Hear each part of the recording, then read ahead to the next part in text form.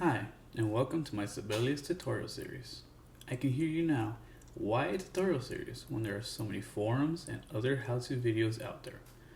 First of all, those forums can be a great source of information and are honestly where I found the answers to some of my own questions. But the problem is, you may have to search for your answer among the clutter that is a discussion board. That's no fun and can even be confusing at times. Secondly, there are plenty of tutorial videos out there. But here's the problem, they're so long and boring.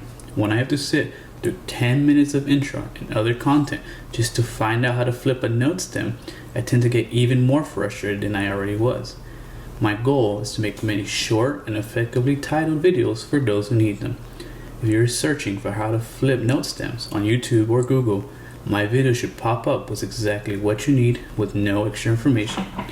In short, my goal to make concise videos that are helpful for anyone frustrated with the Sibelius program.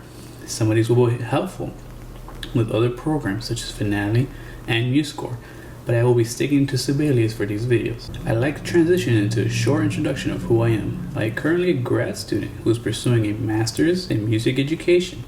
I've taught music to kinder all the way to seniors in high school, so I've experienced a little bit of everything in my time as a teacher.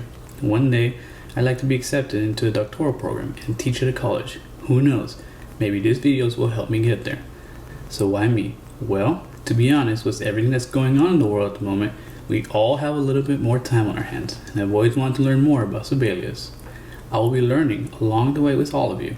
That being said, if you have questions or comments on how these videos can be made better, don't be afraid to share with me in the comments. Drop your recommendations, questions, and even ideas you have for future videos. That's it for this video. Again, remember, I want them to be short and concise. My first video on opening and creating scores should be up soon. See y'all till then.